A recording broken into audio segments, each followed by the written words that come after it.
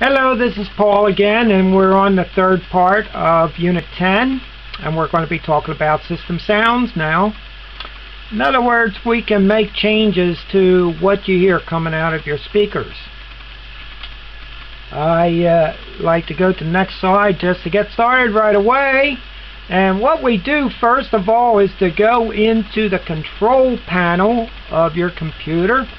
This can be accessed by pressing on the start button, which is on the lower left hand side corner of your computer, on what is known as the taskbar. And this screen will come up.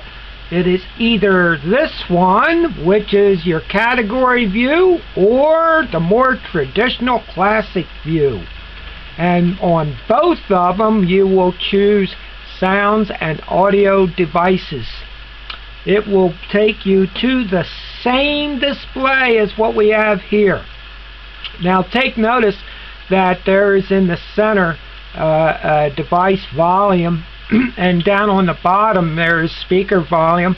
They pretty much work together, and the reason of the check marks that I have there, we have the ability to put this sound on mute either by special buttons on your keyboard or on the bottom on the taskbar on the right hand side, where we have that checked to be able to have it available. So it will work that way. And if you have external speakers, why, many times there are volume knobs, or you can turn off the power to it. There are different ways of muting the sound. Now we do want to look at the tab on sounds here and take notice that we have several pieces in here to look at. And first thing is that sound scheme is a short list here: my change, Windows default, and no sounds at all. So you have a choice of that. You can have sounds come through from when you go on the web, and mute all the sounds that comes from Windows XP by selecting those sounds. If you make special changes, you might want to save it as my change, and Windows default is the default settings. So that is the three choices you have there. On this window down here, program events, we have a selection of different sounds that come up. For example, when there's an asterisk or anything else here. And what's being covered up over here is a scroll bar to reveal other sounds that are going to be coming from your speakers. When we go and make a selection on one of those with the sounds assigned to it, we will realize on the bottom that the Windows XP battery critical wave is highlighted here, and it's attached to that sound, that selection. Okay, and this will is not fixed to be that all the time. There is a selection arrow there, and when we press on it, oh, by the way, before we get into that, there is a browse button that we can go and have a special sound displayed, even if it's an announcement that you have made over a microphone and stored it on your computer. You can change it to be that.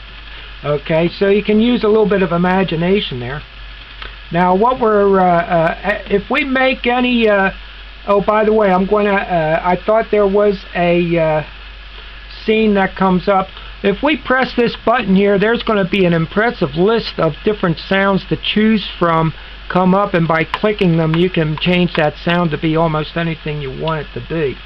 However, it is a list of different sounds that is customary for Windows. Okay, once you make any changes, you do want to press the apply button, and after you press the apply button, you'll say OK to close the window. Here is that screen that I was telling you about by pressing this arrow here, and we have a whole bunch of selections to choose from, and what they are named for what they suggest, what is common for what they have assigned to this system. However, like I said, when we go to the Browse button, you can choose anything you want. So, with that in mind, that is the end of Unit 10. I thank you for your attention. Be free to play this as many times to get a better idea of what we were talking about. But this does not constitute for attendance at our class. If you come to our class, you are able to ask any questions that you're not clear on.